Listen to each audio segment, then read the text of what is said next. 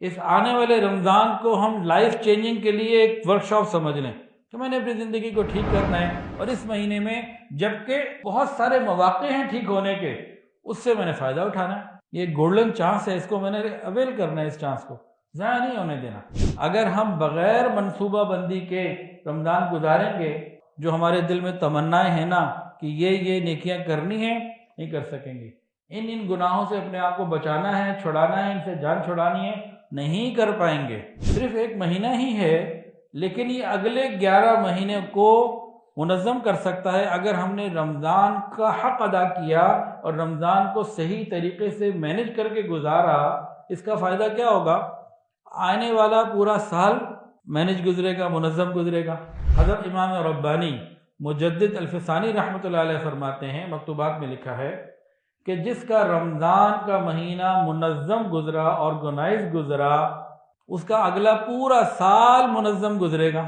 قیامت کے دن اللہ تعالیٰ کے عرش کے ساتھ رشتہ داریاں اس کے ساتھ معلق ہو کر، لٹک کر فریاد کریں گی، یا اللہ یہ وہ بندہ ہے جس نے رشتہ داریاں پوری کی ہیں، اور یہ وہ ہے جس نے پوری نہیں کی ہیں۔ تو جس نے رشتہ داریاں پوری ہوں گی اس کے لیے کامیابی ہے، جس نے رشتہ داری کی ذمہ داریاں پوری نہیں کی ہوں گی اس کے لیے پکڑ ہے۔ لیلۃ القدر میں بھی رشتہ داریاں توڑنے والے کی مغفرت نہیں ہوگی۔ رکھو روزے، کرو حج، کرو جو کرنا، تبلیغ کرو بیان، چلاؤ مدرسے۔ حضرت مولانا اشرف علی تھانوی رحمۃ اللہ علیہ سے کسی نے پوچھا تصوف کا خلاصہ کیا ہے؟ کہ سستی کو دور کر دو۔ رمضان مبارک کا مہینہ اللہ رب العزت کی رحمتوں کا خزینہ ہے۔ رمضان مبارک کی اہمیت بہت زیادہ ہے، اور یہ ایک فطری چیز ہے کہ جس چیز کی اہمیت جتنی زیادہ ہو، اس کا انتظار، اس کے لیے تیاریاں، اس کا اہتمام، اس کا اکرام اتنا زیادہ ہوتا ہے۔ تو رمضان مبارک کی اہمیت بہت زیادہ ہے، تو ہمیں اس کی تیاری کے لیے بھی فکر بہت زیادہ کرنی ہے۔ جو لوگ رمضان کی اہمیت کو سمجھتے ہیں ان کو چاہیے کہ اس تیاری کے مرحلے کو، فیز کو ہلکا نہ لیں کہ آ جائے گا تو ٹھیک ہو جائے گا، ہم خود ہی سیٹ ہو جائیں گے۔ نہیں، رمضان کو اچھا گزارنے کے لیے پہلے سے پلاننگ کرنی ہوگی۔ جو لوگ رمضان کی اہمیت کو نہیں سمجھتے ان کی بات کچھ اور ہے، لیکن جو اہمیت سمجھتے ہیں ان کے لیے بہت زیادہ فکر کی ضرورت ہے۔ مثال کے طور پر ایک شخص ہے، اس نے اپنے گھر سے نکل کے برابر والے محلے میں، گلی میں جانا ہے، تو اس کو کچھ تیاری کرنی پڑتی ہے، لیکن بہت تھوڑی سی۔ لیکن اگر اسی شخص نے شہر سے باہر جڑے ہوئے کسی شہر میں جانا ہے، شہر سے نکلنا ہے اور قریبی شہر میں جانا ہے، تو اب اس کی تیاریاں اس سے زیادہ ہوں گی۔ لیکن اسے دور کسی شہر میں، دوسرے صوبے میں آگے جانا ہے تو تیاریاں اور زیادہ کرے گا۔ اس نے اگر ملک سے باہر جانا ہے تو پھر اور زیادہ تیاریاں ہوں گی۔ تو جتنا سفر لمبا ہوتا ہے، جتنی اس کی اہمیت زیادہ ہوتی ہے، اسی حساب سے تیاریاں بھی ہوتی ہیں۔ تو رمضان مبارک کا مہینہ یہ ہمیں اللہ رب العزت کے قرب کو دلانے کا ذریعہ وہ مہینہ ہے جس میں انسان اللہ رب العزت کی ولایت حاصل کر سکتا ہے، جس میں انسان اللہ رب العزت کو راضی کر سکتا ہے، جس میں انسان صحیح طریقے سے گزار کے اپنی زندگی کو ٹھیک کر سکتا ہے، پچھلی زندگی کے سارے گناہوں کو معاف کروا سکتا ہے، روٹھے ہوئے رب کو منوا سکتا ہے، قیامت کے دن بغیر عذاب، بغیر حساب جنت کا فیصلہ کروا سکتا ہے۔ رمضان المبارک میں انسان نبی علیہ السلام کی شفاعت کا حقدار بن سکتا ہے۔ تو رمضان میں بے بہا برکات مل سکتی ہیں، لیکن کس کو؟ جو اہمیت کو سمجھے اور سمجھ کر اس کے مطابق تیاری کرے۔ تو اس کے لیے ہمیں ایک تیاری کرنے کی ضرورت ہے۔ تو آج کا جو ہمارا موضوع ہے گفتگو کا، کہ اسلام کی نظر میں منصوبہ بندی کی اہمیت کیا ہے، پلاننگ کی اہمیت کیا ہے، رمضان کا مہینہ ہی کیوں اتنا اہمیت والا ہے، پھر اس کے ساتھ ساتھ انسانی زندگی میں کون کون سی ایسی چیزیں ہیں جن کو ہم نے رمضان میں منظم کرنا ہے، مینیج کرنا ہے، آرگنائز کرنا ہے۔ پھر اسی کے اندر اچھی پلاننگ کی خصوصیات کیا ہیں، اگر ہم پلاننگ بہت اچھی کرتے ہیں تو کیا فوائد ملیں گے، اور ہم اپنے معمولات کو کیسے آرگنائز کر سکتے ہیں، یہ سب کچھ انشاءاللہ العزیز آج ہم نے یہاں دیکھنا ہے۔ تو سب سے پہلی بات، اسلام کی نظر میں پلاننگ کی اہمیت۔ میں نے کیا کہا؟ اسلام، مسلمان تو نہیں کہا۔ اگر میں یہ کہوں مسلمان کی نظر میں پلاننگ کی اہمیت، تو آج کل تو ہمارا حال بڑا ہی عجیب ہے، خاص طور سے جو اسلامی ممالک میں مسلمان رہتے ہیں، ادھر جو جاپان میں مسلمان رہتے ہیں وہ بھی بڑے ویل پلانڈ ہیں، کیونکہ ماحول ایسا ہے، وہاں بغیر پلاننگ کے کوئی زندگی گزار ہی نہیں سکتا، ایک دم زبردست قسم کا ان کا قانون اور نظم ہے، آپ اس پہ چلتے جاؤ گے روبوٹ کی طرح تو چلتے رہو گے، من مرضی سے چلو گے تو فارغ ہے۔ تو اسلام کی نظر میں پلاننگ کی اہمیت کیا ہے، اس کو میں ایک قرآن مجید کی آیت سے اور اس کی مختصر سی تشریح سے واضح کرتا ہوں، اور ایک نبی کریم صلی اللہ علیہ وآلہ وسلم کی حدیث سے، اور اس کے اوپر الحمدللہ مینجمنٹ اور انبیاء کرام میرا بیان پورا موجود ہے کہ انبیاء کرام کی زندگی بڑی مینج ہوتی تھی، پلاننگ کے ساتھ ہوتی تھی، ایسے نہیں تھا کہ بس جو ہو جائے گا ہو جائے گا۔ قرآن مجید میں ایک آیت ہے، اعوذ باللہ من الشیطان الرجیم، بسم اللہ الرحمن الرحیم، وَلَوْ أَرَادُوا الْخُرُوجَ لَأَعَدُّوا لَهُ عُدَّةً وَلَكِنْ كَرِهَ اللَّهُ بِعَاثَهُمْ فَثَبَّتَهُمْ وَقِيلَ اقْعُدُوا مَعَ الْقَاعِدِينَ۔ ترجمہ یہ ہے منافقین کے حوالے سے، اللہ فرماتے ہیں کہ اگر ان منافقین کا جہاد پہ نکلنے کے لیے ارادہ ہوتا تو کچھ تیاری تو کرتے، تھوڑی یا زیادہ، کچھ تو ارادے کے بعد عملی طور پر کچھ کرتے، لیکن چونکہ انہوں نے ارادہ ہی نہیں کیا تو اللہ تعالیٰ نے بھی ان کا اٹھنا پسند ہی نہیں کیا، ان کے اندر سستی پیدا کر دی اور کہہ دیا گیا تم بیٹھے رہنے والوں کے ساتھ بیٹھے رہو، وَقِيلَ اقْعُدُوا مَعَ الْقَاعِدِينَ، بیٹھے رہو۔ بہت سے لوگ کہتے ہیں ہمیں توفیق نہیں ملتی، ہم اللہ سے مانگتے تو یا اللہ توفیق عطا فرما، ہم نماز نہیں پڑھتے، ہم اللہ سے مانگتے تو یا وہ نماز توفیق دے گا تو ہم پڑھ لیں گے۔ تو یہاں اس آیت کے اندر ان لوگوں کو جواب دے دیا جو کہتے ہیں ہمیں توفیق نہیں ملتی۔ مجاہدین کا ذکر ہے، یہاں پہ منافقین کا ذکر ہے، جہاد کے لیے خروج کا زمانہ تھا کہ نکلو، انفروا خفافا وثقالا، تو جن کے ارادے ہوئے کہ ہاں اللہ کا حکم آ گیا نکلنا ہے، انہوں نے اس کے لیے پلاننگ شروع کر دی، اللہ نے ان کو چن لیا اور اسباب عطا کر دیا اور وہ چلے گئے۔ اور جنہوں نے حکم سننے کے بعد ارادہ ہی نہیں کیا، کوئی پلاننگ ہی نہیں شروع کی، تو اللہ تعالیٰ نے چن لیا بیٹھے رہو، بیٹھے رہنے والوں کے ساتھ۔ تو کیا مطلب؟ یہ جو کہتے ہیں نا ہمیں توفیق نہیں ملی، اصل کے اندر یہ اندر سے ارادہ ہی نہیں ہوتا۔ جب ہمارا ارادہ سچا ہو اور ہم عمل شروع کر دیں، اس کے لیے فکر شروع کر دیں، پلاننگ شروع کر دیں، پھر وہاں سے مدد آتی ہے۔ بلا وجہ اللہ نہیں چاہتے کہ چلو جی چلو سارے جنت میں، پھر جہاں گناہ گار کو گناہ کا کنسیپٹ ہی نہ کرتے، فرشتے بہت تھے۔ اللہ ہمارا ارادہ دیکھنا چاہتے ہیں، ہمارا ارادہ کیا ہے۔ تو یہ بات سمجھ میں آ گئی جی، یا دوبارہ بتا دوں؟ جب ہمارا ارادہ ہوگا، نیت ہوگی اور اس کے لیے ہم پلاننگ کریں گے تو اللہ تعالیٰ کی مدد آ جائے گی، گویا توفیق مل جائے گی۔ جب اندر ارادہ ہی نہیں ہے تو زبانی جھوٹ کے بول سے توفیق نہیں ملتی۔ مسجد تو بنا دی شب بھر میں ایمان کی حرارت والوں نے، مسجد تو بنا دی شب بھر میں ایمان کی حرارت والوں نے، من اپنا پرانا پاپی تھا برسوں میں نمازی بن نہ سکا۔ اندر پاپی من جو ہوتا ہے نا، تو من اپنا پاپی ہوتا ہے اور ہم نعوذ باللہ اللہ پہ بلیم ڈال رہے ہوتے ہیں، وہ جی توفیق ہی نہیں مل رہی۔ کتنا بڑا یہ مسئلہ ہے۔ اب حدیث بھی سن لیجیے۔ نبی کریم صلی اللہ علیہ وآلہ وسلم نے، ایک صحابی آئے، کہا کہ مجھے نصیحت فرمائیے۔ آقا نے فرمایا نصیحت کروں تو عمل کرو گے؟ جی۔ پھر پوچھا 3 مرتبہ پوچھا، یعنی اچھے طریقے سے ان کو مضبوط کر لیا تاکید کے طور پر۔ یہ ہمارے لیے تھا، اصل میں تو صحابہ کرام تو صرف اشارہ کی دیر ہوتی تھی، کرتے تھے۔ فرمایا کہ جب تم کسی کام کے کرنے کا ارادہ کرو تو خوب غور و فکر اور تدبر کرو، یعنی پلاننگ بھرپور کر لو۔ تو مسلمان کو اللہ نے ایسا نہیں چھوڑا کہ اس کی زندگی میں پلاننگ نہ ہو. ہم نے آج چھوڑ دیا اپنے آپ کو تو یہ ایک الگ بات ہے. تو زندگی میں پلاننگ کی بڑی اہمیت ہے. صرف رمضان ہی نہیں، ہر کام کے لیے پلاننگ. اور حدیث کے اندر یہ آتا ہے کہ انسان اگر نیکی کا صرف ارادہ کر لے تب بھی اللہ تعالیٰ اس کو ثواب عطا فرما دیتے ہیں. تو ارادہ اور پلاننگ پہ بھی نیکی بھی عمل شروع نہیں ہوا. نبی کریم صلی اللہ علیہ وآلہ وسلم نے ایک مرتبہ رمضان شروع ہونے سے پہلے ایک خطبہ دیا تھا. اس میں نبی علیہ السلام نے کچھ ترغیب دی تھی.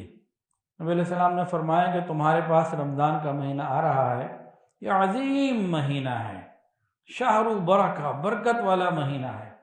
اللہ تعالیٰ کی رحمتیں اس مہینے میں اپنے بندوں کو ڈھانپ لیتی ہیں، بندوں کے گناہوں کو معاف کر دیا جاتا ہے، دعائیں قبول کی جاتی ہیں، اور اللہ تعالیٰ تمہارا ایک دوسرے سے بڑھنے کو نیکی میں دیکھتے ہیں کہ کون زیادہ آگے نیکی میں بڑھ رہا ہے. تمہارا جو آپس میں مقابلہ ہوتا ہے، کمپٹیشن، اس کو اللہ تعالیٰ دیکھتے ہیں. تو یہ حدیث جو ہے نا بہت واضح ہے رمضان کے حوالے سے. اور آج ہماری گفتگو کا ٹارگٹ بھی یہی ہے کہ ہم رمضان میں دوسروں سے کتنا زیادہ ایفیشینٹ ہوتے ہیں اور کتنی زیادہ اللہ تعالیٰ کو راضی کرنے کے لیے ہم کوششیں کرتے ہیں. تو آج ہمارا سارا گفتگو کا موضوع یہی ہے کہ کم وقت میں زیادہ سے زیادہ فائدہ ہم کیسے حاصل کر سکیں، کم سے کم وقت میں زیادہ سے زیادہ فائدہ ہم کیسے حاصل کر سکیں.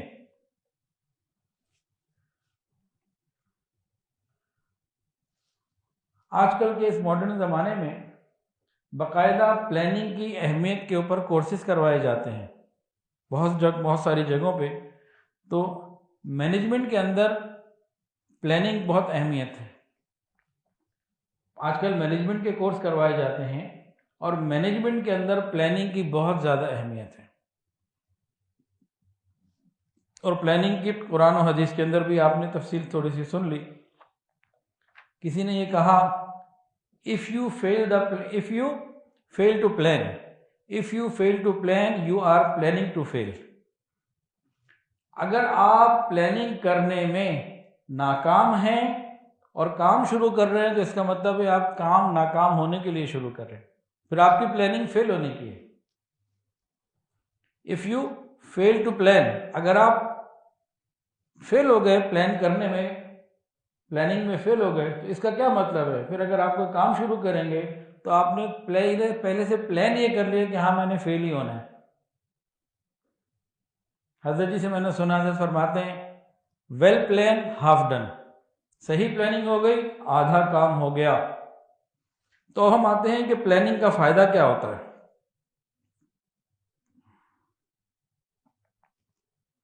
پلاننگ کا فائدہ کیا ہوتا ہے؟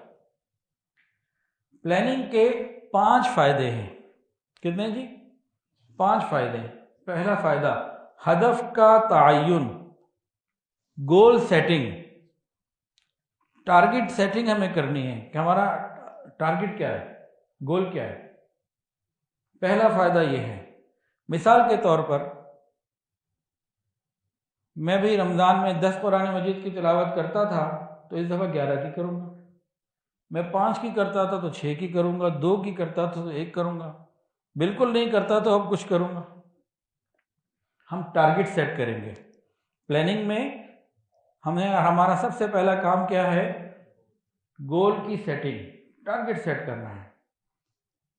پلاننگ کا ایک فائدہ یہ ہوتا ہے کہ جب ٹارگٹ سیٹ کرتے ہیں تو اس کو اچیو کرنا آسان ہو جاتا ہے. دوسرا فائدہ خطرات سے حفاظت.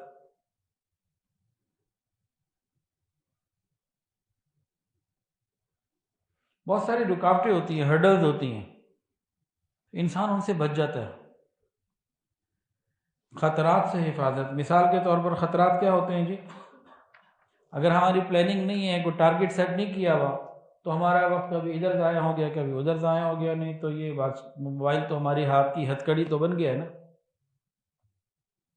نہیں تو غیبت، گپ شپ، بات چیت، کبھی اس کارنر پہ گئے کبھی ادھر بیٹھے کبھی ادھر بیٹھے. کیونکہ جب پلاننگ نہیں ہے تو خطرات سے حفاظت بھی نہیں ہے. جب پلان کر لیا، فوکس ہو رہے ہوں گے، تو پھر ادھر ادھر کی جو چیزیں جو ہمارے پلان کو خراب کرنے والی ہوں گی، وہ سارے خطرات ہیں، ان سے ہم بچیں گے۔ پلاننگ کا تیسرا فائدہ کیا ہوتا ہے؟ پلاننگ کا تیسرا فائدہ ہوتا ہے کریٹو تھنکنگ، تخلیقی سوچ، انوویٹو تھنکنگ، اختراعی سوچ، کہ انسان جو ہے نا وہ سوچ کا دائرہ کار بدل جاتا ہے۔ جب ہدف متعین ہوتا ہے نا، وہ سوچتا ہے میں نے یہ کام کرنا ہے، اور کبھی کوئی ایسی چیز آ جاتی ہے کہ وہ اس ہدف کے لیے مشکل ہو جاتی ہے، کوئی سفر آ گیا، گھر میں اچانک مہمان آ گئے، کہیں اچانک جانا پڑ گیا۔ اب پلاننگ میں تو یہ تھا کہ بھائی میں نے ظہر کی نماز کے بعد 2 سپارے قرآن مجید کے پڑھنے تھے، لیکن یہ کام آ گیا، میں کیسے کروں؟ اب کیا ہوگا؟ اب دماغ ہے پلاننگ کی طرف، ہدف ٹارگٹ، اب دماغ ہمارا ہے، ہماری سوچ ہے ٹارگٹ کی اچیومنٹ کی طرف۔ تو الٹیمیٹلی کیا ہوگا؟ ہم کہیں نہ کہیں اس ٹارگٹ کو پورا کرنے کے لیے کریٹو تھنکنگ پر آ جائیں گے کہ بھائی اب میں جا رہا ہوں نا، تو راستے میں چلتے چلتے اتنا پڑھ لوں گا، وہاں ایئرپورٹ کے اوپر مجھے کھڑا ہونا ہوگا، انہوں نے باہر آنا ہے تو یہ 15 منٹ ہوں گے، اس 15 منٹ میں چلو میں گاڑی میں بیٹھ کے یہ کر لوں گا، میں کھڑے ہو کے یہ کر لوں گا۔ ہاسپٹل پہ اگر جانا ہے تو چلو ٹھیک ہے، میں پیشنٹ کو لے گیا ہوں، لیکن ابھی جو تھوڑی دیر لگ رہی ہے تو اس میں کچھ کر لوں گا۔ اچھا، اگر میں ابھی تلاوت کا وقت تھا نا، تو تلاوت تو میں نے بیٹھ کے دیکھ کے کرنی ہے، میں حافظ تو نہیں ہوں، لیکن میں نے ساتھ ذکر کا، درود شریف کا ٹائم بھی رکھا ہوا، ٹارگٹ بنایا ہوا تھا، تو ان میں چلتے بلتے میں درود شریف پڑھ لوں گا، کچھ اور کر لوں گا، اس ٹائم میں یہ کر لوں گا۔ تو خود بخود انسان کا دماغ اس ٹارگٹ کو پورا کرنے کے لیے سوچتا ہے۔ تو اس کو کہتے ہیں کریٹو تھنکنگ، انوویٹو تھنکنگ۔ یہ کہاں ہوتی ہے؟ جب آپ پلاننگ کر لیتے ہیں تو یہ اس کے فوائد ہیں، اس کے ثمرات ہیں۔ پلاننگ کا چوتھا فائدہ کیا ہوتا ہے؟ اہداف کا حصول جو ہے نا وہ بڑا مضبوط ہو جاتا ہے، گول جو ہے نا اچیو ہو جاتے ہیں، مل جاتے ہیں، حاصل ہو جاتے ہیں، ٹارگٹ انسان پورا کر لیتا ہے۔ اچیومنٹ آف گول یہ ایزی ہو جاتی ہے، اہداف آسانی سے پورے ہو جاتے ہیں۔ کیوں؟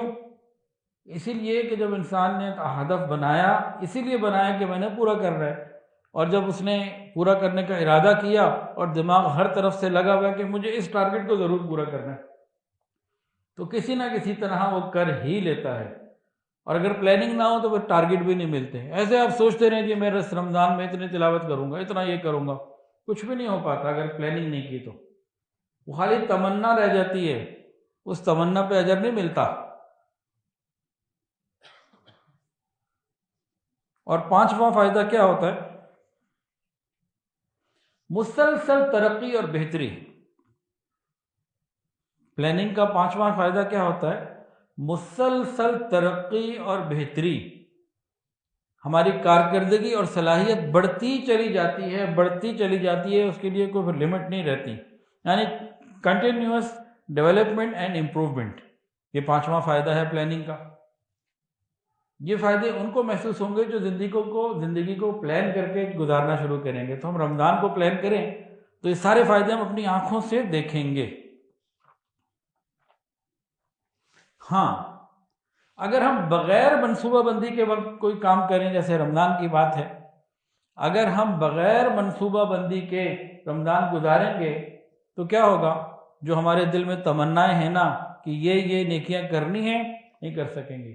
ان گناہوں سے اپنے آپ کو بچانا ہے، چھڑانا ہے، ان سے جان چھڑانی ہے، نہیں کر پائیں گے۔ اسی طرح کوئی کاروبار کرنا ہے، کوئی بھی کام ہے، اگر اچھی پلاننگ ہوگی تو یقیناً 2 فائدے ہوں گے۔ اور بہترین منصوبہ بندی کے 2 مزید فائدے ہیں۔ کم وقت میں زیادہ کام۔ وہ 5 تو الگ فائدے تھے، 2 اور فائدے بھی ہیں۔ صحیح اور بہترین منصوبہ بندی کے 2 اور بہترین فائدے: کم وقت میں زیادہ کام۔ دوسرا فائدہ، کم خرچے میں کام پورا ہو جاتا ہے۔ اگر ہم بغیر منصوبہ بندی کے کوئی کام کرتے ہیں تو ہم اس میں وقت زیادہ لگاتے ہیں، اور اگر ہم بغیر منصوبہ بندی کے کوئی کام کرتے ہیں تو خرچہ بھی زیادہ کرتے ہیں۔ ایک سروے کے مطابق جو الیکٹرک انجینئرنگ کے ماہرین ہیں، یہ جو گھروں میں وائرنگ ہوتی ہے اور یہ الیکٹرانک کی چیزیں لگتی ہیں، تو جو آدمی پلان کر کے کرتے ہیں نا کہ میرا گھر اتنا ہے، کمرے اتنے ہیں، بندے اتنے ہیں، مہمان اتنے آ سکتے ہیں، یہ مجھے اتنے پنکھے لگانے ہیں، اتنی لائٹیں لگانی ہیں، تار ایسی استعمال کرنی ہے، یہاں سے گزارنی ہے، یہ لوگ دو فائدے حاصل کرتے ہیں۔ خرچہ کم ہوتا ہے، وقت کم لگتا ہے، یہ تو فوری طور پر فائدہ۔ اور ہمیشہ فائدہ کیا ہے؟ ہمیشہ کا فائدہ یہ ہے کہ ماہانہ خرچہ بھی کم رہتا ہے۔ جب صحیح پلاننگ کر کے صحیح آپ نے وائرنگ کی بھی ہوگی تو اس کا فائدہ ملتا چلا جائے گا زندگی بھر۔ اور اگر بغیر پلاننگ کے جلد بازی میں کام کیا ہوگا، آج یہ بنا دو، آج یہ کر دو، کل وہ کر دو، یہ لائٹ ادھر نہیں ادھر کر دو، پھر ادھر کر دو، تو پیسہ بھی ضائع، وقت بھی ضائع۔ تو یہ بڑی مستند بات ہے۔ آپ نے کوئی بھی کام کرنا ہے، اس کام کے ماہرین سے اس کا نقشہ بنوا کے، اس کی ترتیب بنا کے کام کریں، کم وقت میں زیادہ فائدہ۔ تو یہ رمضان کا بھی ہے۔ رمضان میں اللہ کو راضی کرنا ہے، عبادت زیادہ کرنی ہے، تو اچھے طریقے سے ہم پلان کر لیں گے تو ہم بہت زیادہ فوائد حاصل کر سکیں گے۔ رمضان کیا صرف ایک مہینہ ہے؟ مہینہ تو ایک ہے، لیکن اس کے اثرات اگلے سال تک آتے ہیں، اگلے رمضان تک آتے ہیں۔ رمضان صرف ایک مہینہ ہی ہے، لیکن یہ اگلے 11 مہینے کو منظم کر سکتا ہے اگر ہم نے رمضان کا حق ادا کیا اور رمضان کو صحیح طریقے سے مینج کر کے گزارا۔ اس کا فائدہ کیا ہوگا؟ آنے والا پورا سال مینج گزرے گا، منظم گزرے گا۔ دوسرا فائدہ کیا ہوگا کہ اگلا سال پھر ہم صحیح طریقے سے گزاریں گے تو اس سے اگلا سال بھی اچھا گزرے گا۔ کرتے کرتے پوری زندگی ہماری مینج ہو جائے گی۔ اس کو ایک مہینہ مت سمجھیں، اس آنے والے رمضان کو ہم لائف چینجنگ کے لیے ایک ورکشاپ سمجھ لیں کہ میں نے اپنی زندگی کو ٹھیک کرنا ہے، اور اس مہینے میں جبکہ بہت سارے مواقع ہیں ٹھیک ہونے کے، اس سے میں نے فائدہ اٹھانا ہے۔ یہ گولڈن چانس ہے، اس کو میں نے اویل کرنا ہے، اس چانس کو ضائع نہیں ہونے دینا۔ تو دیکھنے میں تو صرف ایک مہینہ ہے، لیکن اس کے اچھے اثرات ساری زندگی کے اوپر حاوی ہیں۔ حضرت امام ربانی مجدد الفسانی رحمۃ اللہ علیہ فرماتے ہیں، مکتوبات میں لکھا ہے کہ جس کا رمضان کا مہینہ منظم گزرا، آرگنائز گزرا، اس کا اگلا پورا سال منظم گزرے گا۔ اور فرمایا کہ جس کا رمضان غیر منظم، غیر مرتب، ایسے بے ترتیبہ گزرا، اس کا اگلا سال بھی بے ترتیب۔ گویا کہ زندگی کا ایک لائف سٹائل جو ہے نا رمضان میں ہم دیکھ سکتے ہیں۔ رمضان اچھا مینج کر کے گزاریں، زندگی مینج ہو جائے گی۔ رمضان بے ترتیب گزاریں گے تو زندگی بے ترتیب ہو جائے گی۔ اچھا، رمضان کا ایک مہینہ اللہ تعالیٰ نے ہمیں عطا فرمایا، اس کا شکر ہے، احسان ہے۔ وہ جانتے ہیں کہ انسان کو اپنی اچھی عادات اور اچھی کرنے کے لیے، اچھی عادات اپنے اندر لانے کے لیے ایک مہینے کی ضرورت ہے۔ پیدا اس نے ہمیں کیا۔ اسی طرح اللہ تعالیٰ جانتے ہیں کہ بری عادات کو اندر سے نکالنے کے لیے بھی ایک مہینے کی ضرورت ہوتی ہے۔ اللہ نے ڈیزائن ہی ایسا کیا ہے انسان کو، تو ایک مہینہ عطا کر دیا کہ لو اچھی عادات لے کے آؤ اور بری نکالو۔ آج مینجمنٹ کے ماہرین کیا کہتے ہیں؟ وہ یہ کہتے ہیں کہ انسان اگر اپنی عادت کو بدلنا چاہے تو ایک مہینہ آئیڈیل ہے اس کو اپنی عادت تبدیل کرنے کے لیے۔ وہ یہ لکھتے ہیں کہ ایک مہینہ آپ کی عادت کو چینج کرنے کے لیے ایک فیصلہ کن کردار ادا کرتا ہے، اور کہتے ہیں 21 دن تو کم سے کم ہے اور ایک مہینہ آئیڈیل ہے۔ تو اللہ نے بھی تو ایک مہینہ دیا، آئیڈیل ٹائم دیا ہے، لیکن ان کے لیے جو واقعی چاہتے ہیں کہ اپنے اندر کوئی تبدیلی ہو، تو لہذا رمضان کا مہینہ صرف ایک مہینہ نہیں بلکہ پورا سال کا ایفیکٹ لیے ہوئے ہے۔ اب پورے سال کا اثر حدیث سے بھی لے لیجئے۔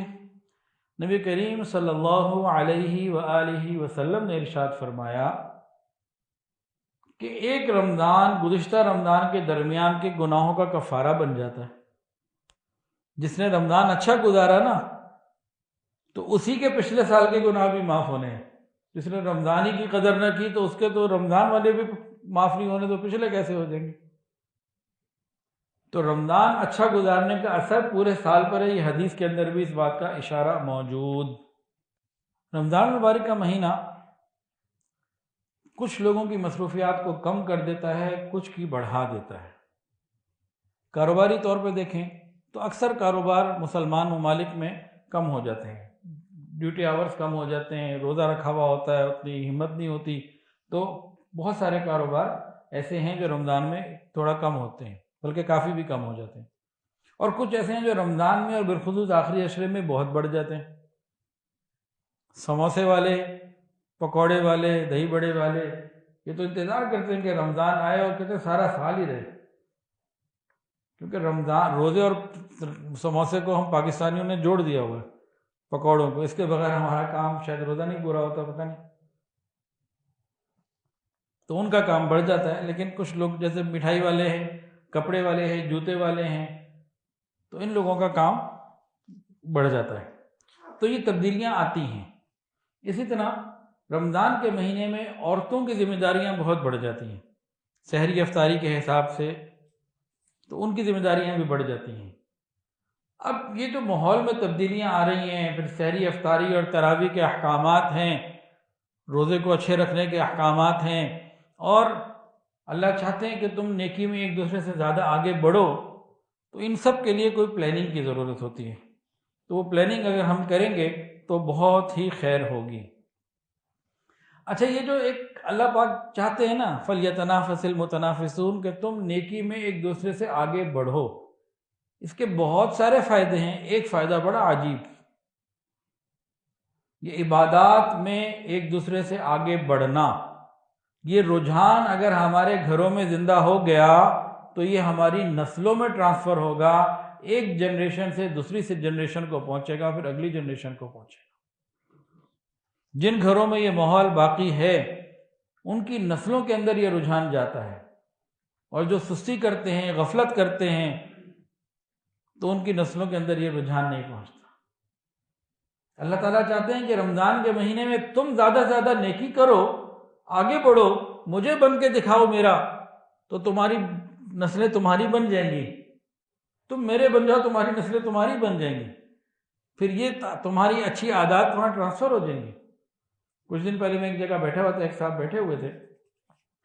تو صاحب اچھے نہیں، شریف آدمی، لیکن ان کی داڑھی وغیرہ نہیں تھی. تو اس طرح سے کوئی بات چیت ہونے لگی تو ان کا پوتا آیا. میں کہا جی یہ جو ہے نا آپ اس کو بتائیں، یہ جو ہے نا بڑا ہو کے داڑھی بھی رکھے گا، یہ بھی کرے گا، یہ بھی کرے گا، یہ بھی کرے گا. اس نے کہا زیادہ جانا آپ کی تو کچھ بھی نہیں ہے، میں ہی کروں گا خالی. وہیں فوراً بچے تو بچے ہوتے ہیں، اس کو نہیں پتا تھا کہ کیا اس وقت کہنا ہے. اس نے تو ڈائریکٹ کہہ دیا سیدھا کہ آپ تو کرتے نہیں ہیں تو میں کیسے کروں گا، کہ سارا میں نہیں کرنا ہے، آپ بھی تو کریں پھر میں کروں گا. تو انہوں نے کہا انشاءاللہ تعالیٰ میں بھی کروں گا. اب بچے کو کہہ تو دیا. اب جب تک یہ دادا جان خود عمل نہیں کریں گے بچے کے اوپر وہ اثرات نہیں آئیں گے. بچے کو زندگی بھر کہتے رہیں اور خود نہ کریں تو ہمارے عمل کو دیکھ رہے ہیں نا. تو یہ مسابقت کا ماحول، یہ چیز بنانی پڑے گی، پھر ہی بات بنے گی. تو اگر ہم خود عملی طور پر آگے بڑھیں گے تو اس جنریشن سے نیکسٹ جنریشن پہ یہ اچھے اثرات جائیں گے، اور ہم پیچھے رہیں گے تو وہی اثرات آگے بڑھیں گے. تو ہمارے اوپر لازم ہے کہ ہم رمضان کو مینیج کریں. خاص طور سے بچیوں کے لیے، عورتوں کے لیے بہت زیادہ ذمہ داریاں رمضان میں آ جاتی ہیں کہ سب کی ڈیمانڈ بڑھ جاتی ہیں. سحری میں یہ چاہیے، افطاری میں یہ چاہیے، اور کسی کی کوئی بات، کسی کی کوئی بات. پھر اپنا روزہ بھی رکھنا ہے اور ذمہ داریاں بھی پوری کرنی ہیں، تلاوت بھی کرنی ہے، پھر بچوں کی ذمہ داریاں بھی پوری کرنی ہیں. تو اس میں کئی دفعہ بعض مستورات، عبادات پوری نہیں کر پاتے. سمجھتی ہیں بس گھر کے روزے دار جو مرد ہمارے ہیں ان کے لیے سحری افطاری کی، اس میں ہمیں ثواب مل گیا. وہ صرف اتنے ثواب تک جب محدود رہتی ہیں تو اگلی نسل کے اندر وہ چیزیں ٹرانسفر نہیں ہوتی. تو عورتوں کی ذمہ داری مردوں سے بعض صورتوں میں زیادہ بڑھ جاتی ہے، بہت زیادہ بڑھ جاتی ہے۔ پھر مردوں کے ڈیوٹی آورز کم ہوتے ہیں، تو جناب شوہر صاحب گھر سے نکلتے بھی دیر سے ہیں، آ بھی جلدی جاتے ہیں۔ تو جب شوہر صاحب جو ہیں دیر سے گھر سے نکلیں گے تھوڑے ٹائم کے لیے، جلدی آ کے دھمک جائیں گے، تو لازمی بات ہے پھر ان کے معاملات میں۔ تو عورتوں کے لیے بہت زیادہ پورا مہینہ بہت زیادہ جو ہے نا ایک محنت والا اور بہت ہوتا ہے کہ وہ بہت اوور لوڈ ہوتی ہے، بہت زیادہ، وہ نیند پوری نہیں ہو رہی ہوتی۔ نیند پوری کرنا تو عبادت رہتی ہے، عبادت پہ جائے تو کھانا رہتا ہے، اس کی خواہش رہ گئی، تو ایک جو ہے نا مسلسل جنگ رہتی ہے۔ اب یہ کیسے ٹھیک ہوگا؟ مینجمنٹ سے ہوگا، گھر والوں کی ذہن سازی سے ہوگا۔ تو اسی لیے یہ آج کا جو ہے یہ بیان ہے۔ تو انسان کی زندگی میں نا مختلف سرکلز ہوتے ہیں۔ آج ہمارے بیان جہاں تک چلے گا، یہ ہماری اس کا نا پہلی نشست ہے، فرسٹ سیشن۔ سیکنڈ سیشن انشاءاللہ اس بدھ کو کر لیں گے، تو جو بدھ کو تشریف لا سکیں گے بہت اچھا، نہیں تو پھر ان کو انٹرنیٹ کے ذریعے انشاءاللہ تعالیٰ مل جائے گا۔ انٹرنیٹ کا مطلب پتہ کیا ہے؟ ہمارے شیخ فرماتے ہیں، حضرت پیر حافظ الفقار احمد نقشبندی دامت برکاتہ عالیہ، انٹرنیٹ کیا ہے؟ Inter into the net, inter into the net, ایک جال کے اندر بندہ چلا گیا، اور یہ جال ایسا ہے کہ جب انسان اس میں پھنس جائے تو پھر بعض مرتبہ ایمان بھی چلا جاتا ہے، اور بہت ساری چیزیں اس جال میں پھنس کے بندہ پھر گنوا دیتا ہے۔ تو بہرحال تو یہ ٹاپک چونکہ اہم ہے، اور رمضان جو ہے وہ ایک اہم چیز ہے، تو ہم مینجمنٹ کی چیزوں کو، اب میں چاہوں تو اس سارے سبجیکٹ کو 10 منٹ میں بھی پورا کر دوں، لیکن مزہ مجھے بھی نہیں آئے گا، تو اس کو اچھے طریقے سے کر لیں۔ کیا خیال ہے آپ کا؟ صحیح طریقے سے ہو جائے نا، یا شارٹ کٹ کام ہو جائے؟ اچھا جی، تب انسان کی زندگی میں، ہر انسان کی زندگی میں نا 4 دائرے ہوتے ہیں۔ ایک اس کی ذاتی زندگی کا دائرہ ہوتا ہے، ایک معاشرتی زندگی کا دائرہ ہوتا ہے، ایک گھرداری کو نبھانے کا دائرہ ہوتا ہے، ایک خاندانی زندگی کا دائرہ ہوتا ہے۔ یہ 4 سرکل ہوتے ہیں۔ پرسنل لائف کا ایک سرکل ہے، سوشل لائف کا ایک سرکل ہے، فیملی لائف کا ایک سرکل ہے، اور اسی طرح ہاؤس ہولڈ مینجمنٹ، یہ بھی ایک سرکل ہے۔ تو یہ 4 طریقوں سے جو ہے نا ہم ان کو دیکھتے ہیں۔ اب ہم سب سے پہلے بات کرتے ہیں ہماری جو پرسنل لائف کا سرکل ہے نا، ذاتی زندگی کا ایک دائرہ، اس میں رمضان میں ہمیں کیا کرنا چاہیے۔ اچھا، یہ بعض ٹپس ہیں جو دی جا رہی ہیں، ان کو کم بھی کیا جا سکتا ہے، بڑھایا بھی جا سکتا ہے، ہر آدمی اپنے حساب سے اس کو آرگنائز کر سکتا ہے، کسٹمائز کر سکتا ہے۔ مطلب ایک راستہ دے دیا نا، ایک دماغ کی کھڑکی مل گئی، کھل گئی، اب وہاں سے ہم نے سوچنا ہے کہ بھی ہمیں اس میں سے کہاں سے ہوا اور روشنی لینی ہے، کتنی لینی ہے۔ تو ذاتی زندگی کے دائرے میں کئی پوائنٹس ہیں۔ ایک پوائنٹ یہ ہے کہ رمضان مبارک کے دنوں میں ہم اپنی صحت کا خیال رکھیں۔ صحت بڑی نعمت ہے۔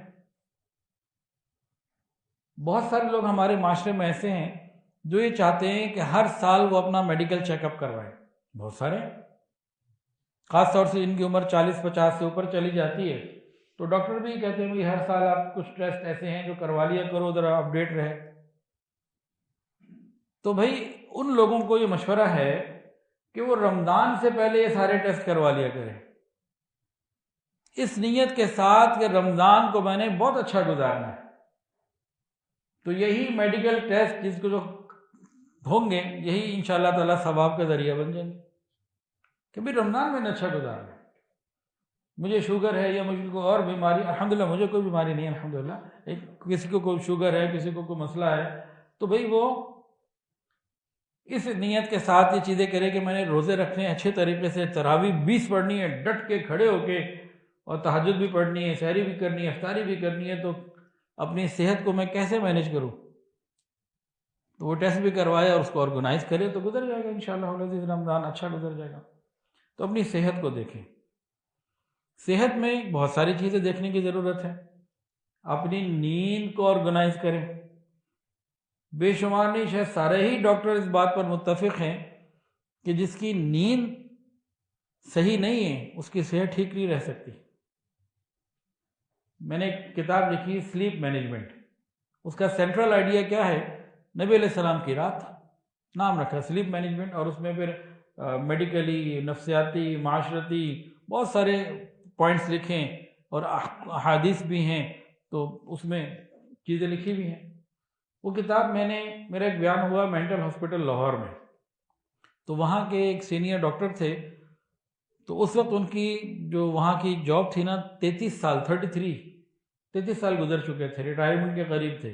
جب میں نے ان کو کتاب دی اور تھوڑے سے اس کے بارے میں بتایا تو کہنے لگے کہ بھئی ہمارے پاس جو لوگ آتے ہیں اگر ان کی نیند گھر میں مینج ہو جائے تو ہمارے پاس آنے والے 70% لوگ کم ہو جائیں۔ یہ نفسیاتی مسائل، یہ دماغی مسائل، یہ سارے شروع کب ہوتے ہیں؟ جب نیند متاثر ہوتی ہے۔ تو اپنی نیند کو کنٹرول کرنا ایک پورا کام ہے، ایک محنت طلب کام ہے۔ تو سلیپ مینجمنٹ وہ کتاب بھی موجود ہے، اور اس کو انٹرنیٹ کے اوپر یوٹیوب پہ ہمارے عشق الہی کے بیان بھی موجود ہے، اس کو دیکھا جائے۔ تو اپنی نیند کو مینیج کرنا ہے۔ رمضان میں تو بہت ساری تبدیلیاں ہیں، تو صحت میں نیند کا بھی بڑا ایک تعلق ہے۔ آج کل وفاق کے پیپر ہو رہے ہیں جناب، طلباء اور طالبات پوچھتے ہیں جی ساری رات جاگنا پڑتا ہے تو کیا کریں؟ میں تو کہتا ہوں بھائی نیند آئے، مجھے فون آتے ہیں واٹس ایپ ریکارڈنگ کہ جی کچھ چیز بتائیں کہ میں ساری رات جاگ کے پڑھوں، ایسا کوئی حل بتائیں ساری رات پڑھوں۔ تو میں ایک ہی جواب دیتا ہوں، آپ نے تیاری اچھی کرنی ہے، امتحان اچھا دینا ہے، تو پھر رات کو جب نیند آئے تکیہ سر کے نیچے رکھ کے سو جائیں، اپنی نیند مناسب لیں، پھر آپ ایفیشنسی سے سارے کام کر سکتے ہیں۔ 6 راتیں جاگنے سے کیا ہوگا؟ کچھ بھی نہیں ہوگا، خرابی ہوگی۔ تو مناسب نیند ضروری ہے، اس کے بغیر کام نہیں ہمارا۔ دوسری چیز صحت کے والے سے اپنے کھانے پینے کو، اپنے ڈائٹ کو دیکھیں کہ ہماری ڈائٹ کے ہم کھا کیا رہے ہیں، اور کوشش کر لیں کہ رمضان المبارک میں فرائی آئٹم کم سے کم کرنے، یہ پکوڑے اور یہ جلیبیاں اور جناب سموسے اور کیا کیا ہوتا ہے جی، کچوریاں، اور عین افطاری کے وقت اس کو جتنا کم کر سکتے ہو کریں، چھوڑ دیں۔ اس کے بغیر بھی یقین کریں روزہ اللہ کے یہاں قبول ہو سکتا ہے۔ جس طرح اگر کسی نے روزہ پکوڑے افطاری کے بعد پکوڑے نہیں کھائے تو ایسا نہیں ہے کہ خطرہ رہے گا کہ روزے کی قبولیت میں۔ تو یہ بہت زیادہ فرائیڈ آئٹم تو صحت کے لیے نقصان دہ ہیں۔ پھر افطاری کے عین وقت بوتل پی لیتے ہیں، اندر جا کے تباہی ہے۔ بوتل تو ویسے ہی نہیں پینی چاہیے، لیکن افطاری کے وقت تو وہ اور زیادہ تباہی ہے۔ تو اپنے کھانے پینے کی عادات کو بھی ہم دیکھیں، ہمیں صحت اچھی رکھنی ہے۔ اسی طرح پیدل چلنا، کوئی ایکسرسائز، اس کی بھی کوئی نہ کوئی ترتیب ہونی چاہیے۔ لیکن اگر ہم تراویح جو ہے وہ شوق سے پڑھ رہے ہیں اور نمازیں بھی پڑھ رہے ہیں، تہجد بھی پڑھ رہے ہیں، تو انشاءاللہ العزیز کسی درجے میں گزارا ہو جائے گا۔ لیکن جن کی عادت ہے تھوڑا تھوڑا کوشش کریں۔ میں کوشش کرتا ہوں رمضان المبارک میں عصر کی نماز کے بعد واک کرنے کی۔ اس وقت واک کرنے کا جتنا فائدہ ہوتا ہے نا، وہ اور 24 گھنٹے کے سائیکل میں رمضان کے اندر کسی دوسرے وقت میں واک کا فائدہ نہیں ہوتا۔ اس وقت ڈائریکٹ فیٹ جو ہے نا وہ ختم ہوتی ہے تھوڑا مشکل کام، لیکن ارادہ کر لیں ہوگا، کرنا ہے تو اللہ ہمت دے دیتے ہیں۔ ان میں ارادہ ہی نہیں کرتا تو پھر نہیں ہوتا۔ جتنا ہو سکے تو ہم نے ساری چیزوں کو دیکھنا ہے جی۔ تو یہ ہمارا ساتھ یہ ذاتی زندگی کا جو دائرہ ہے نا، پرسنل لائف کا ایک سائیکل ہے، تو اس کے لیے چند باتیں ہو گئیں۔ اس میں بہت ساری باتیں ہو سکتی ہیں، چند باتوں کا مطلب یہ ہے کہ یہ ایک آئیڈیا آ گیا، اب اس میں سے ہر آدمی اپنے حساب سے پلس مائنس کر لے۔ دوسرا ہے کہ ہمارا سوشل سائیکل، معاشرتی زندگی کا ایک سلسلہ۔ تو رمضان مبارک میں معاشرتی زندگی بھی بڑی متاثر ہوتی ہے، متاثر سے مراد تبدیل ہو جاتی ہے، اس میں بڑی چینجنگز آ جاتی ہیں۔ اب رمضان مبارک میں اگر لوگوں سے ملنا ملانا ہے، آنا جانا ہے، تو یقیناً سحری افطاری کے اوقات، تراویح کی، ان ساری چیزوں کو ہمیں مینیج کرنا ہوتا ہے۔ تو اس کا ایک بہت آسان طریقہ یہ ہے کہ ہم زیادہ سے زیادہ لوگوں سے جو ملاقات کرنی ضروری ہو تو ہم رمضان سے پہلے ہی مل لیں۔ کوشش کس بات کی ہو جائے کہ رمضان کو ذرا ہم ملاقاتیں کم کر دیں، اللہ سے رابطہ بڑھا لیں۔ لیکن اللہ تعالیٰ سے رابطہ بڑھانے کا یہ مطلب نہیں ہے کہ دنیا سے بالکل ہی رابطہ ختم کر دیں، جہاں ضروری درجے کا ہو اس کو باقی رکھیں، بلکہ میرا تو رمضان میں بڑھ جاتا ہے، حالانکہ میں کیا بات کر رہا ہوں کہ کم ہو، میرا تو بڑھ جاتا ہے۔ وہ رمضان میں ہماری کوئی ایسی ایکٹیویٹیز ہوتی ہیں جس کی وجہ سے لوگوں سے رابطہ بڑھ جاتا ہے، دورہ قرآن ہے اور بہت ساری چیزیں ہیں۔ پھر رمضان میں جو ہے فنڈ ریزنگ کا بھی ایک معاملہ ہوتا ہے، رمضان میں مختلف جگہ افطاری ہو رہی ہوتی ہے، ماشاءاللہ لاہور میں، گلگت میں، مختلف جگہوں پہ، مختلف شہروں میں وہ چل رہی ہوتی ہے۔ پھر الحمدللہ جب سے ہیڈ آفس یہ بلڈنگ تیار ہوئی ہے تو گزشتہ رمضان یہ ہوا کہ تقریباً رمضان میں 12 یا 15 دن تو ہم نے مختلف لوگوں کی دعوت کی افطاری کے موقع کے اوپر، آپ لوگ بھی آئیے۔ تو اس میں ہوتا ہے کہ ادارہ دکھانا، تعارف کرانا، تاکہ وہ ایک پیغام ہمارا پہنچ جائے۔ اب کسی نے ڈونیشن دینا ہے نہیں دینا وہ اس کا معاملہ ہے، کوئی زبردستی نہیں ہوتی، اطلاع کرنا کہ بھئی یہ ادارہ ہے، یہ کام ہو رہا ہے۔ تو رمضان میں یہ سارے ہی کرتے ہیں، ہمیں بھی کرنا ہوتا ہے، تو میری تو مصروفیات اور زیادہ بڑھ جاتی ہے، لیکن سب کے اپنے اپنے معاملات ہیں نا، تو ہر آدمی اپنے اعتبار سے دیکھے کہ اس کی ڈیوٹیز کیا ہیں، اس کے مطابق پھر وہ اپنے وقت کو جو ہے نا آرگنائز کرے۔ تو معاشرتی حوالے سے ثواب کمانے کے موقع بھی ہوتے ہیں بعض مرتبہ، تو ہم دیکھیں کہ ہم نے اچھا گزارنے کے لیے، اچھا بعض ایسے لوگ بھی ہیں اور رمضان المبارک میں اپنے واٹس ایپ کو بند کر دیتے ہیں کہ بس زیادہ عبادت کرنی ہے، تو بہت اچھا، تو جو جتنا کر سکتا ہو، ہر آدمی کی اپنی اپنی زندگی ہے، تو اس حساب سے وہ دیکھیں۔ اب قریبی رشتہ دار ہیں، ان کے حقوق ہیں، بعض مرتبہ رمضان میں ان سے ملنے جانا وہ انتہائی اہم ہوتا ہے، اور یہ رشتہ داریاں جوڑنا رمضان میں، جو کہ دل سب کے نرم ہوتے ہیں، صبر کا مہینہ ہوتا ہے، معافی کا مہینہ ہوتا ہے، تو حدیث سن لیجئے، قیامت کے دن اللہ تعالیٰ کے عرش کے ساتھ رشتہ داریاں اس کے ساتھ معلق ہو کر، لٹک کر فریاد کریں گی، یا اللہ یہ وہ بندہ اس نے رشتہ داریاں پوری کی ہیں، اور یہ وہ ہے جس نے پوری نہیں کی ہیں۔ تو جس نے رشتہ داریاں پوری ہوں گی اس کے لیے کامیابی ہے، جس نے رشتہ داری کی ذمہ داریاں پوری نہیں کی ہوں گی اس کے لیے پکڑ ہے، کہ بھئی تمہارا رشتہ دار تھا، بیٹا تھا، فلاں تھا، بھائی تھا، تم نے حق کیوں ادا نہیں کیا، اس کو پوچھو گی۔ تو رمضان میں رشتہ داریوں کا حق ادا کرنا، جو اس کے لیے کر سکے اس میں بھی بڑھے۔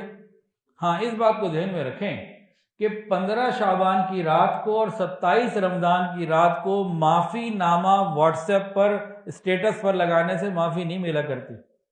یہ معافی نامہ نہیں، ٹروپی ڈرامہ ہے معافی نامے کا۔ معافی مانگنے سے ملتی ہے، حقوق ادا کرنے سے ملتی ہے، رابطہ بحال کرنے سے ملتی ہے، آنے جانے سے ملتی ہے۔ سارا سال تو جو کیا ملے نہ ملے برا سوچتے رہے، 15 رمضان کو ایک میسج اسٹیٹس پہ لگا دیا، انٹرنیٹ پہ وائرل کر دیا کہ جی بس معاف کر دیں۔ یہ معافی نہیں ہوتی، ٹروپی ڈرامہ ہے یہ۔ حقیقی طور پہ شرمندگی ہو اور انسان ادراک کرے، عمل سے پتہ لگتا ہے۔ تو خاندانی زندگی یہ بھی ہے۔ اچھا جی، تیسرا سرکل ہے خاندانی زندگی، اس میں حقوق العباد، یہ ساری باتیں جس کی کچھ ہو گئی ہیں، تو تیسرے سرکل کا نام میں نے پہلے نہیں لے سکا۔ تو یہ خاندانی زندگی میں حقوق العباد، رشتہ داریوں کے حقوق، یہ سب ہیں۔ تو اگر کوئی قطع رحمی کرنے والا ہے تو حدیث کے اندر آتا ہے لیلۃ القدر میں بھی رشتہ داریاں توڑنے والے کی مغفرت نہیں ہوگی۔ رکھو روزے، کرو حج، کرو جو کرنا، تبلیغ کرو بیان، چلاؤ مدرسے، رشتہ داریاں توڑ دیں، نو ٹینشن، جنت میں جس نے جانا ہے جائے گا، یہ توڑنے والا نہیں جائے گا۔ تو رمضان میں رشتہ داری جوڑنے کے حوالے سے، خاندانی زندگی کے حوالے سے حقوق العباد، ان کے اوپر بھی ہم لوگ غور کریں۔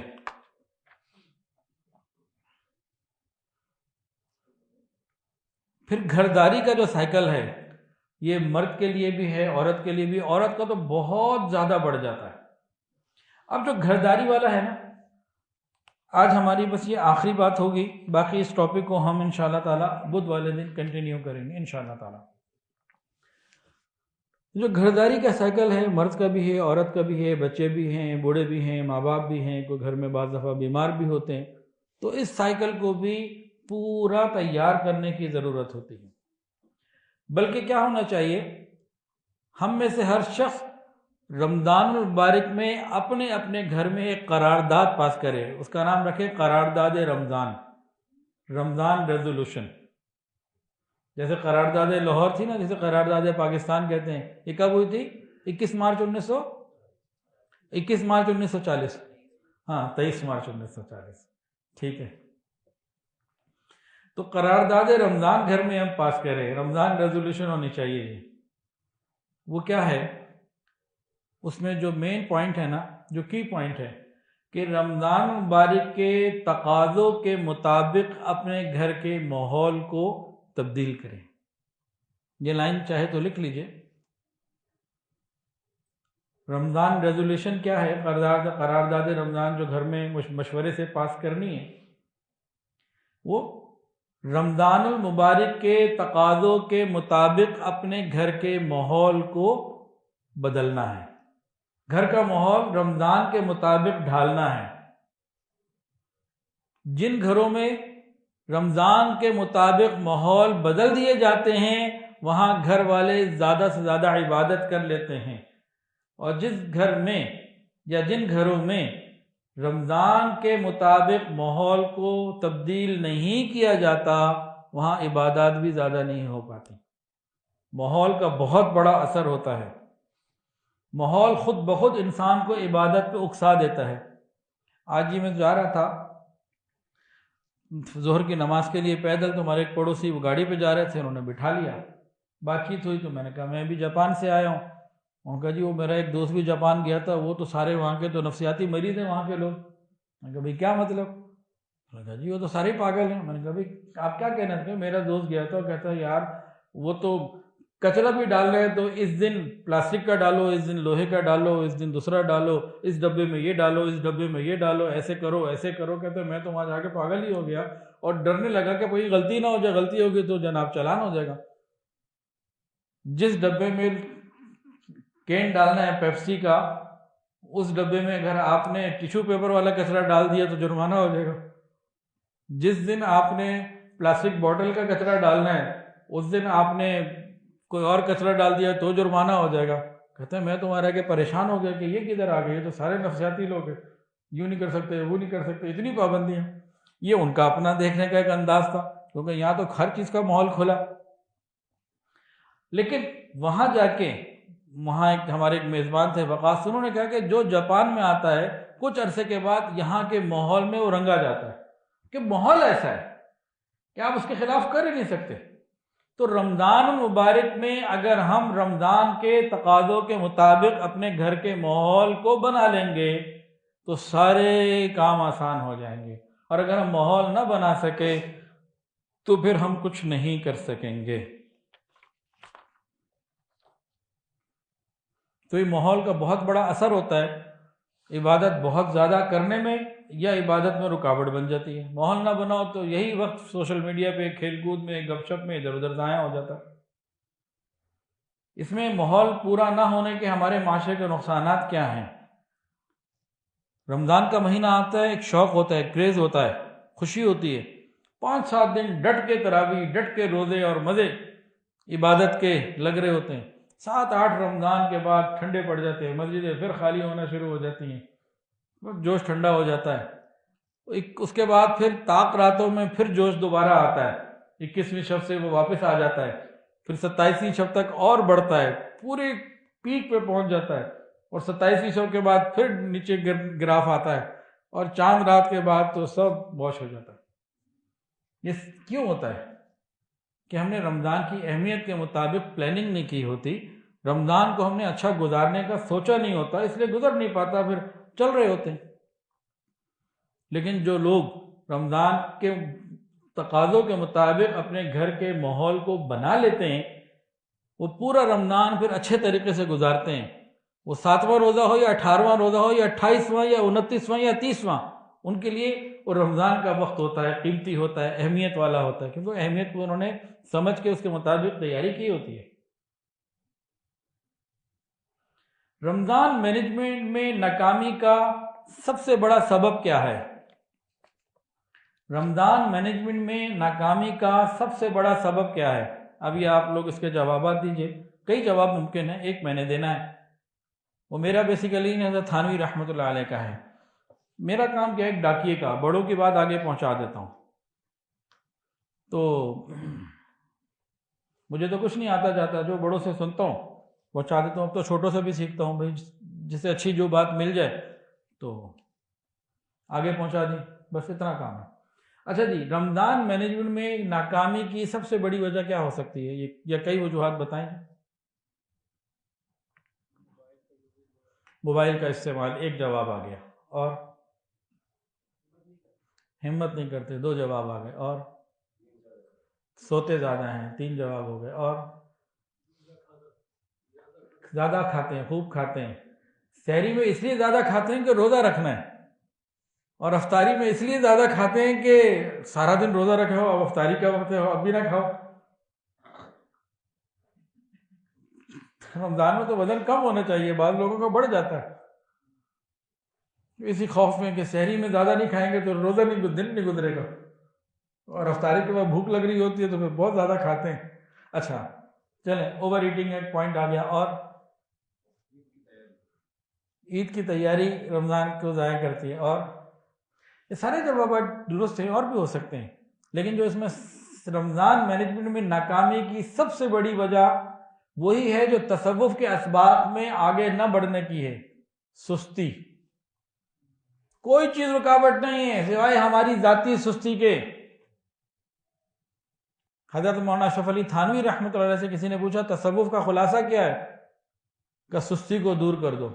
اب سستی کیسے دور کرو؟ چستی سے لاؤ. وہ کرنی پڑے گی، وہ کوئی ڈال نہیں دے گا، کوئی انجیکشن نہیں ڈال سکتا کہ آج ان کو چستی کا انجیکشن لگا دیا. ایسا نہیں ہے، خود ہمت کرنی ہے، خود آگے ہمت کر کے بڑھنا ہے. ہماری سستی کے علاوہ رمضان مینجمنٹ میں کوئی رکاوٹ نہیں. ہمارے حضرت فرماتے ہیں کہ سلسلہ عالیہ نقشبندیہ میں بیعت ہونے کے بعد حضرت پیر حافظ ذوالفقار احمد نقشبندی دامت برکاتہ العالیہ فرماتے ہیں، حضرت امام ربانی مجدد الفسانی رحمۃ اللہ علیہ کے ریفرنس سے، کہ ہمارے اس سلسلہ عالیہ نقشبندیہ میں سالک کی سستی ہی سب سے بڑی رکاوٹ ہے اس کی ترقی میں، روحانی ترقی میں، دوسری کوئی چیز نہیں. ہم ہمت کریں تو سارے مسئلے حل ہوتے ہیں، ہم ہمت نہ کریں تو کچھ بھی نہیں ہوتا. تو چستی کرنی پڑے گی. تو یہاں تک تو باتیں ہو گئی ہیں، وقت آج کا مکمل ہمارا ہو گیا. انشاءاللہ اس کو ہم رمضان مینجمنٹ کی جو ورکشاپ یہ ہے، اس کا سیکنڈ انشاءاللہ اس بدھ کو 7:30 سے 8:30 کریں گے انشاءاللہ تعالی. ایک تو جی یہ چھوٹی سی کتاب ہے رمضان المبارک ورک بک، الکہف ورک بک رمضان مبارک کے لیے. 130 روپے اس کی قیمت ہے، اور اس کے اندر جو ہے نا یہ مختلف پیجز ہیں، جس میں یہ ہے کہ بھئی لایانی سے بچنا ہے، نماز پڑھی کہ نہیں پڑھی، اور کچھ اعمال کرنے والے ہیں، کچھ نہ کرنے والے ہیں. تو جو ہم کرتے جائیں لکھتے جائیں، جو رہ جائے وہاں کراس لگا دیں. اب اس کو ہم استعمال کیسے کر سکتے ہیں؟ اس کو استعمال ایسے کر سکتے ہیں کہ ہر آدمی اپنی بھی ایک خرید کے رکھے اور خاموشی سے اس کو بھرتا جائے. اور اگر گھر میں ماحول بڑھانا ہے نا کہ سارے آئیں، تو گھر میں 4 بچے ہیں نا، چاروں کو ایک ایک لے کے دے دی، ہر بچے کی الگ، کہ بھئی اس کو بھرو اور سچا بھرو، صحیح بھرو، اور ہر 10 دن بعد چیک کرواؤ. تو جس کی سب سے زیادہ اچھی ڈائری ہوگی اس کو عیدی سب سے زیادہ ملے گی. دیکھیں بچے کیسے دوڑ دوڑ کے اس کو پھر اچھے طریقے سے بھریں گے. گھر کے اندر ایک ماحول پیدا ہوگا نا. اسی طرح کو مدرسے والے اپنے بچوں کو دے سکتے ہیں کہ بھئی رمضان کے بعد جو اس کو زیادہ اچھا بھر کے لائے گا اس کو دیں گے. اسکول والے دے سکتے ہیں، اور بھی کسی بھی جگہ، یہ بڑا چھوٹا ہر ایک کے لیے قابل عمل ہے کہ بھئی اس کو ہم نے اچھے طریقے سے پورا بھرنا ہے، اپنا آپ کو آگے بڑھانا ہے. تو یہ بھی ایک حل ہے، یہ بھی ایک طریقہ ہے سستی کو دور کرنے کا. تاہم یہ لینا کوئی ضروری نہیں ہے، رمضان کا حصہ نہیں ہے یہ، لیکن اپنے آپ کو آگے بڑھانا، کرنا، پابند کرنا، لگانا، تو اس میں پھر یہ چیزیں سپورٹیو ہوتی ہیں، مددگار ہوتی ہیں، انسان کو ٹارگٹ پورا کرنے میں سہولت ملتی ہے. تو جی الکہف ورک بک برائے رمضان المبارک، رمضان کی تیاری کیسے کی جائے، رمضان کیسے گزاریں، اس حساب سے اس میں چیزیں ہیں. اور 130 روپے جو ہے اس سال اس کا ہدیہ ہے. ہاں کسی نے ویسے منگوانی ہو تو ٹرانسپورٹ کا خرچہ یا کوریئر کا خرچہ وہ الگ باتیں. اور یہ جھنگ میں چھپی ہے حضرت جہاں حضرت جی کی کتابیں چھپتی ہیں مکتبۃ الفقیر، ان سے مل جائے گی۔ وآخر دعوانا ان الحمد للہ رب